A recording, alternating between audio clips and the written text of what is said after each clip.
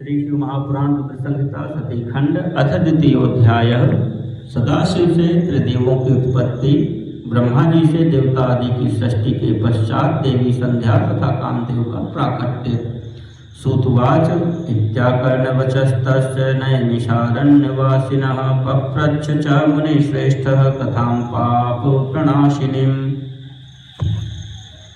सूत जी बोले, हे नैमिषारण्य निवासी मुनियों, ब्रह्मा के इस वचन को सुनकर नारद ने पुनः पापों को नष्ट करने वाली कथा पूछी। नारदवाच विधे विधे महाभाग कथां शंभो शुभावहां शृण्वन् भवन्मुखां भोजान तृप्तोऽस्मि महाप्रभो।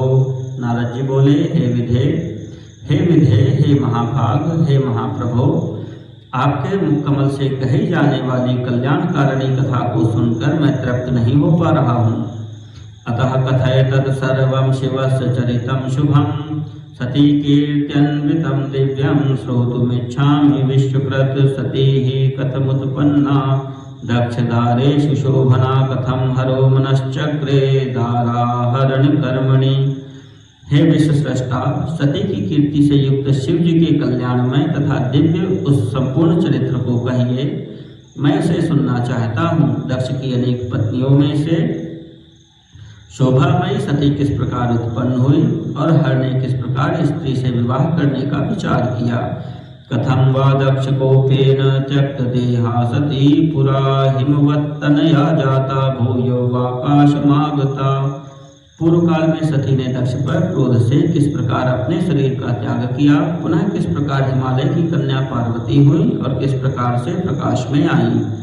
पार्वत्याश तपोत्युग्रम विवाहश्च कथं तभूत कथमर्ध शरीरस्था बभूव स्मरनाशिनः। पार्वती का कठोर तप तथा उनका विवाह किस प्रकार हुआ, फिर वे कामदेव का नाश करने वाले शिव की अर्धांगिनी कैसे हुई। एतद् सर्वं समाचक्ष्व विस्तरेण महामते नान्योस्ति संशयच्छेत्ता तत्समो न भविष्यति। हे महामते, इन सब बातों को आप विस्तार के साथ कहिए। आपके महान संशयों को दूर करने वाला कोई दूसरा न तो आपके समान संशयों को दूर करने वाला कोई दूसरा न तो है और ना ही होगा। ब्रह्मोवाच शृणु त्वं च मुने सर्वं सती शिवयशः शुभं पावनं परमं दिव्यं गुह्याद् गुह्यतमं परम्। एतच्छम्भो पुरोवाच भक्तवर्याय विष्णवे पृष्ठस्तेन महाभक्त्या परोपकृतये मुने। ब्रह्मा जी बोले, हे मुने, शिव तथा सती के परम पावन दिव्य एवं गुह्य से गुह्यतम तथा परम कल्याणकारी चरित्र को सुनिए। हे मुने, पूर्व काल में परोपकार के लिए विष्णु द्वारा महान भक्ति से पूछे जाने पर शिव जी ने भक्तवर विष्णु से इसका वर्णन किया था। ततः सोऽपि मया पृष्टो विष्णु शैव परः सुधीः प्रीत्या मह्यं समाचख्य विस्तरान् मुनिसत्तम्। अहं तत्कथयिष्यामि कथामेतां पुरातनीं शिवा शिव यशो युक्तां सर्वकाम फलप्रदां। हे मुनिश्रेष्ठ, इसके बाद मैंने भी यह कथा शिव भक्तों में श्रेष्ठ बुद्धिमान विष्णु से पूछी। तब उन्होंने प्रीतिपूर्वक विस्तार से मुझसे कहा था, मैं सभी कामनाओं का फल प्रदान करने वाली एवं शिव के यश से युक्त उस प्राचीन कथा को आपसे कहूँगा। पुरा यदा शिवो देवो निर्गुणो निर्विकल्पकः अरूपः शक्तिरहिताश्चिन्मात्रः सत्परः अभवत् सगुणः सोऽपि द्विरूपः शक्तिमान् प्रभो सोमो दिव्याकृतिर्विप्र निर्विकारी परात्परः। पहले भगवान शिव निर्गुण निर्विकल्प रूपहीन शक्ति से रहित चिन्मात्र एवं सत असत से परे थे। फिर हे विप्र, वे प्रभु सगुण विरूप शक्तिमान उमा सहित दिव्य आकृति वाले विकार रहित तथा परात्पर हो गए। तस्य वामांगजो विष्णुर्ब्रह्माहं दक्षिणांगजः रुद्रो हृदयतो जातो भवच्च मुनिसत्तम्। षष्ठीकर्ता भवं ब्रह्मा विष्णु पालनकारकः लयकर्ता स्वयं रुद्रस्थिता भूतः सदाशिवः। हे मुनि सत्तम, उनके वामांग से विष्णु, दक्षिणांग से मैं ब्रह्मा तथा हृदय से रुद्र की उत्पत्ति हुई। मैं ब्रह्मा सृष्टि करने वाला और विष्णु पालन करने वाले तथा रुद्र स्वयं लय करने वाले हुए। इस प्रकार सदाशिव के 3 रूप हुए। तमेवाहं समाराध्य ब्रह्मा लोक पितामह प्रजा ससर्ज सर्वस्ताः सुरासुरनराधिकाः सृष्ट्वा प्रजापतिन दक्ष प्रमुखान् सुरसत्तमान् अमन्यं सुप्रसन्नोऽहं निजं सर्वमहोन्नतम्।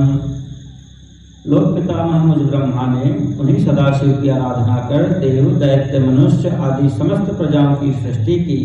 दक्ष आदि प्रमुख प्रजापतियों की तथा देव श्रेष्ठों की रचना कर मैं बड़ा ही प्रसन्न हुआ तथा अपने को सबसे महान समझने लगा। मरीचि मत्रिं पुलहं पुलस्त्याहंगिरसौ क्रतुं वसिष्ठं नारदं दक्षं भृगुं चेति महाप्रभुं ब्रह्माहं मानसान् पुत्रान् सर्जं च यदा मुने तदा मनसो जाता चारुरूपा वरांगना। हे मुने, जिस समय मुझ ब्रह्मा ने मरीचि, अत्रि, पुलह, पुलस्त, अंगिरा, क्रतु, वशिष्ठ, नारद, दक्ष एवं भृगु इन महान प्रभुता संपन्न मानस पुत्रों की सृष्टि की, उसी समय मेरे मन से एक सुंदर रूप वाली श्रेष्ठ युवती भी उत्पन्न हुई। नामना संध्या दिवाक्षांता सायं संध्या जपंतिका अतीव सुंदरी सुभ्रुर्मुनिते मुनि चेतो विमोहिनी। वह संध्या के नाम से प्रसिद्ध हुई, जो प्रातः संध्या तथा सायं संध्या के रूप में क्रमशः दिवाक्षांता तथा जपंतिका कही गई। वह अत्यंत सुंदरी, सुंदर भाव वाली तथा मुनियों के मन को मोहित करने वाली थी।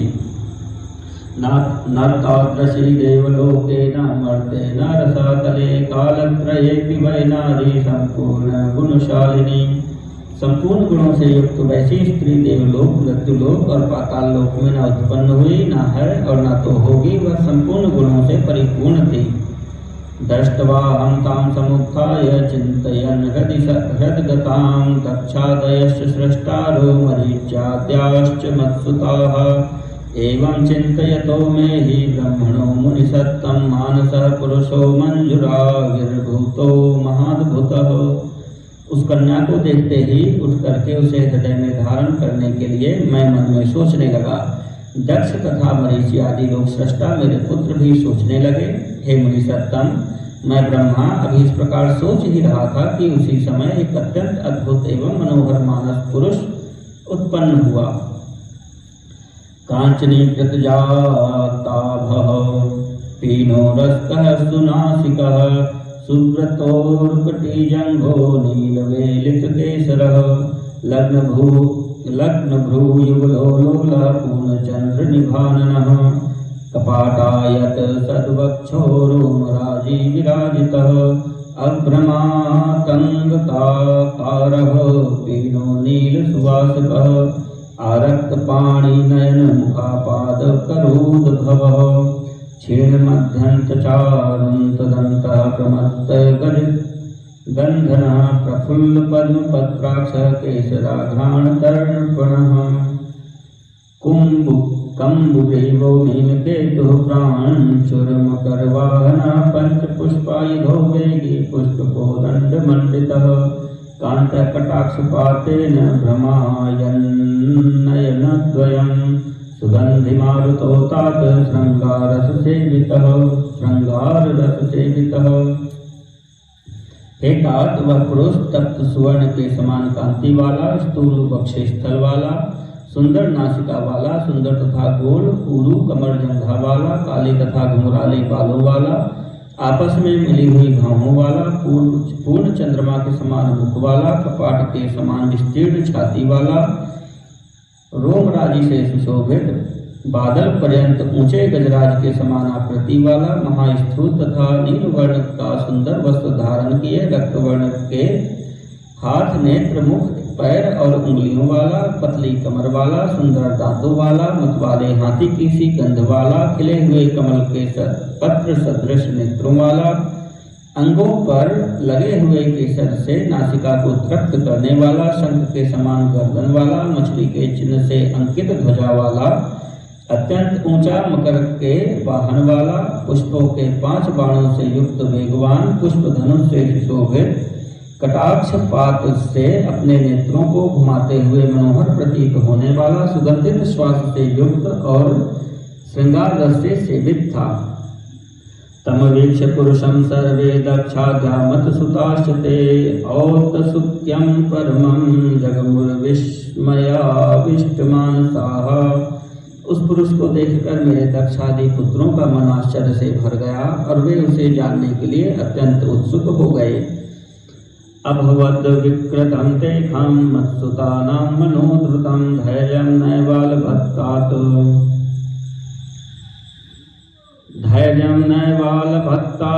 कामाकुलितचेतसां। वासना से आकुल चित्त वाले मेरे उन पुत्रों का मन शीघ्र ही विकृत हो गया। हे तात, उन्हें थोड़ा भी धैर्य नहीं प्राप्त हुआ। मांसोपि विधेशं वीक्ष्य स्रष्टारं जगतां पतिं प्रणम्य पुरुषः प्राह विनयानत कंधरः। वह पुरुष स्रष्टा तथा जगतपति मुझ ब्रह्मा को देखकर विनय भाव से सिर झुकाकर प्रणाम करके मुझसे कहने लगा। पुरुषवाच किं करिष्याम्यहं कर्म ब्रह्मस्तत्र नियोजय मान्योद्य पुरुषो यस्मादुचित्तः शोभितो विधे। पुरुष बोला, हे ब्राह्मण, मैं कौन सा कार्य करूं?